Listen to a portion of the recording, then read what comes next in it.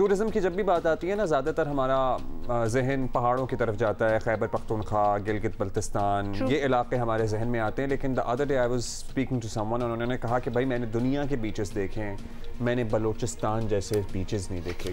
और मैंने नहीं देखे हुए, ठीक है। मुझे और फिर dunes on the beaches, on volcanoes and what not. और फिर इसी तरह सिंध में कितनी ऐसी अनएक्सप्लोर्ड साइट्स है। You did say volcano, you know that. I know mud volcanoes, yes, mud volcanoes, जो मट्टी उगलते हैं। और इसी तरह सिंध में कितनी ऐसी साइट्स हैं जो कि अनएक्सप्लोर्ड हैं, जिन पे टूरिज़म को प्रमोट किया जा सकता है। सिंध में रंगारंग सकाफ़त भी है, तारीख़ी मकामात भी हैं, ज़मीन तो खूबसूरत है ही। दुनिया भर के सयाहों के लिए सैकड़ों खूबसूरत मकामात हैं। गोरख हिल की बर्फ़पोश चोटियों से लेकर कारोझर के पहाड़, कींझर झील, ठट्टा की शाहजहानी मस्जिद, चौकुंडी कब्रिस्तान, मोहनजोदड़ो और रॉयल्टीज़, यू नो, जो खैरपुर की रॉयल्टी होती थी, इनके पैलेसेस हैं। हाँ, पैलेसेस के बारे में तो खैर हमने पैलेस बहुत कुछ है जो देखा जा सकता है। I wonder if they are like maintained. I am sure they are maintained. Hotel बना दें, मगर मयारी होटल्स नहीं हैं, सिक्योरिटी के मसाइल हैं, इंफ्रास्ट्रक्चर की कमी है।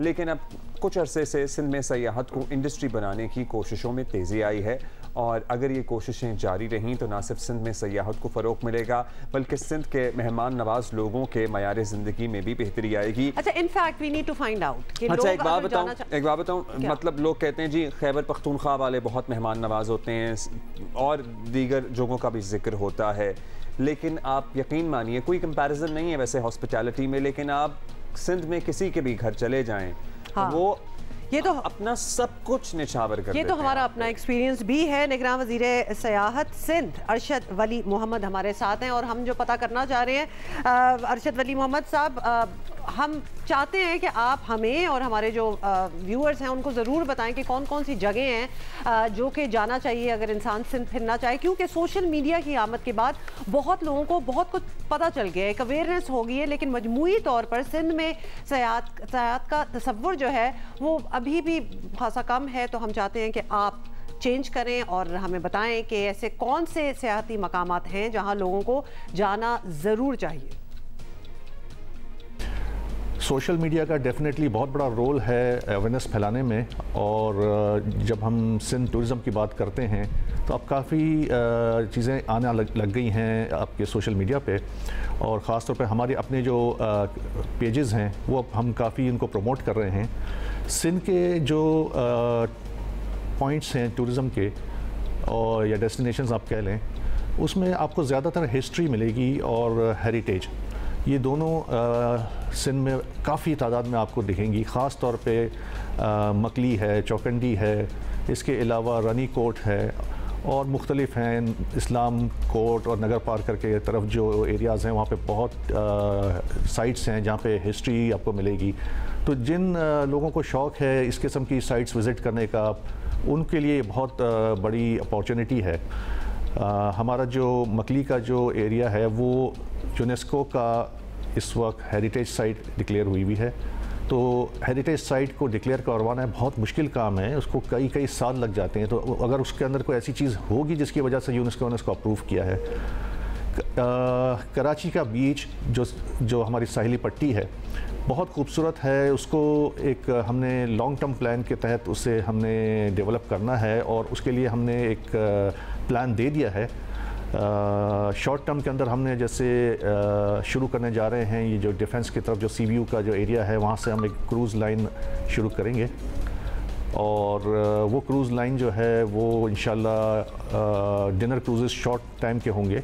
तो इस किस्म की जो इवेंट्स कह लें या इस किस्म के जो इंशाल्लाह और भी लेके आएंगे हम, जिससे आपके टूरिज्म को बड़ा फ़रोग मिलेगा। That's a great idea। मतलब इस्तांबुल में ये डिनर क्रूजेस से कितना इस्तांबुल, रेवेन्यू कमाया जाता है। आप नज़दीक चले जाएं जहाँ कोई वाटर बॉडीज होंगी ना, इर्द गिर्द पानी होगा। हमारे यहाँ ये वाटर बॉडीज हैं मौजूद, लेकिन सिर्फ एक क्लब तक आपने एलीट के क्लब तक महदूद करके रख दिया है मामला।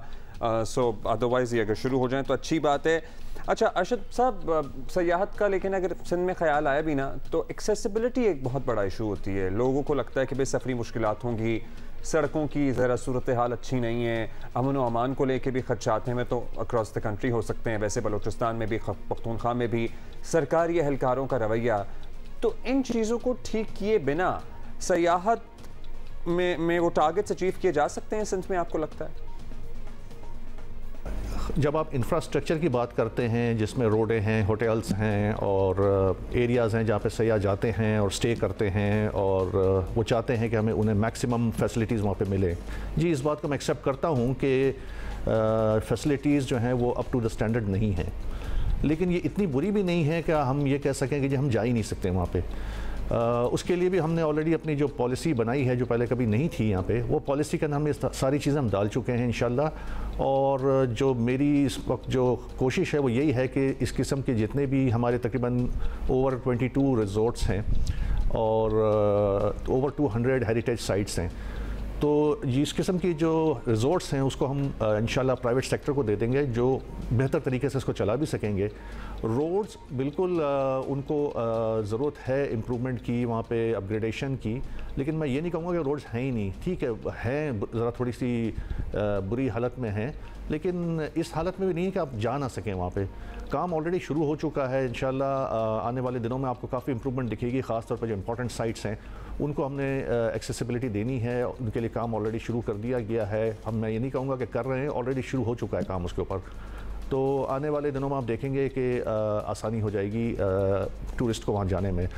अमन अमान के लिहाज से मैं सिर्फ ये कहूँगा कि जितना बताया गया है कि अमन अमान इंटीरियर सिंध में ख़ास तौर पर ख़राब है, ऐसी बात नहीं है। मैं ख़ुद भी गया हूँ, मैं अपनी प्राइवेट कैपेसिटी में भी जा चुका हूँ और अमन अमान कुछ एरियाज़ पैचेस ऐसे हैं जहाँ पे कुछ ख़तरात हैं, लेकिन वो एरियाज़ टूरिज़म के हिसाब से या टूरिस्ट डेस्टिनेशन नहीं कहला सकते हैं। लेकिन अगर आप जो फेमस एरियाज़ हैं, डेस्टिनेशन हैं, तो वहाँ पे फैमिलीज़ जा रही हैं, वहाँ पे लोगों का काफ़ी आना जाना है। अब तो सोशल मीडिया के ऊपर अगर आप लोग फॉलो करें तो ख़ास तौर पर मकली और इस किस्म की जो हेरिटेज साइट्स हैं वहाँ पे यूरोप से लोग आ रहे हैं, ग्रुप्स ने आके वहाँ पे विज़िट किया है, सिंगापुर से आए हैं, श्रीलंका से आए हैं, जर्मनी से आए हैं और भी आ रहे हैं। काफ़ी बुकिंग्स मैंने देखी हैं जो आ रहे हैं, तो हम उनको प्रमोट भी कर रहे हैं, उनको असिस्ट भी कर रहे हैं और सब जो हैं वो बड़ा पॉजिटिव फीडबैक देके जा रहे हैं।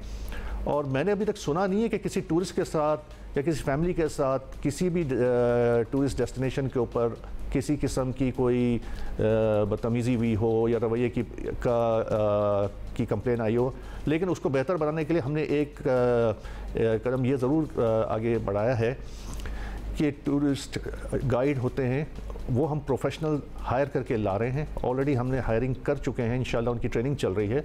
और टूरिज़म पुलिस की बहुत शदीद ज़रूरत थी जो टूरिस्ट फ्रेंडली हो और वो उनकी हिफाजत भी करे और उनको वहाँ पे गाइड भी कर सके, तो वो टूरिस्ट पुलिस इंशाल्लाह बहुत जल्द साहब ये बात हमें अच्छी लगी कि आपने खुद ही एडमिट किया है कि कुछ एरियाज़ हैं जहाँ ऑब्वियसली टूरिस्ट शुडंट गो और उनको नहीं जाना चाहिए। अच्छा ये बताएं, आप तो एक महदूद वक्त के लिए और महदूद इख्तियारात के साथ इस मिनिस्ट्री में आए हैं, लेकिन इतने वक्त में आइडिया तो आपको बड़ा अच्छा हो गया कि सिंध में सियाहत को एक इंडस्ट्री कैसे बनाया जा सकता है। तो क्या इक़दाम लिए गए हैं अब तक और आने वाली हुकूमत के लिए क्या तजवीज़ करेंगे, क्या चीज़ें हैं जो कि हो सकती हैं, डूएबल है? देखें, आपकी ये बात को मैं बिल्कुल एग्री करता हूँ कि हम एक महदूद वक्त के लिए आए हैं और महदूद अथॉरिटीज़ के साथ आए हैं।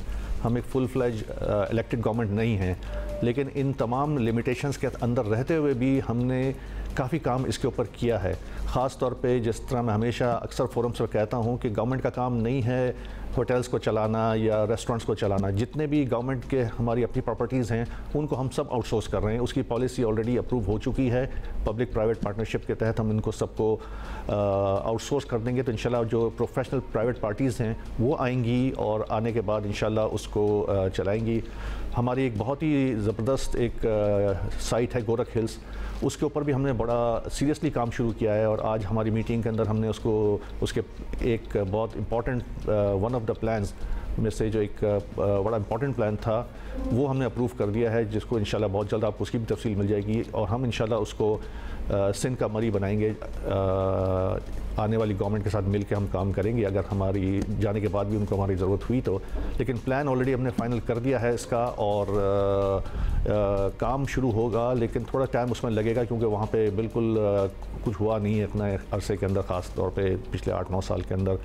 ज़रूर वहाँ पे टूरिस्ट आते हैं, लेकिन उसको इंटरनेशनल स्टैंडर्ड के ऊपर लाने के लिए हमने काफ़ी इक़दाम उठाए हैं और आने वाले दिनों में आपको काफ़ी वहाँ पे तब्दीली नज़र आएगी। ऑनलाइन बुकिंग्स हमने शुरू करने जा रहे हैं नेक्स्ट वीक से, या इसी हफ्ते शुरू हो जाएगा।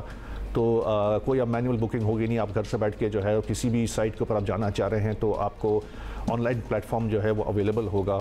इसी तरह से हमने ई रजिस्ट्रेशन का काम ऑलमोस्ट हमारा कंप्लीट है। आपके पास जो ऐप होगी उससे आप सिंध के किसी भी एरिया के अंदर कोई भी टूरिस्ट डेस्टिनेशन है, रेस्टोरेंट्स हैं, होटल्स हैं, जो आपको सहूलतें चाहिए वो आपको जस्ट वन क्लिक पे आपको मिल जाएंगी। These are some great ideas Arshad वली मोहम्मद साहब, और ज़ाहिर है आपका तजुर्बा भी है, और लेट्स सी कि आने वाली हुकूमत को आपकी होपफुली अगर कोऑर्डिनेशन में मामला चलता रहे तो अच्छा है। वैसे बाय द वे ये मौसम बड़ा अच्छा है, अगर कहीं विजिट करना है। दोरा खेल बहुत ठंड है भाई।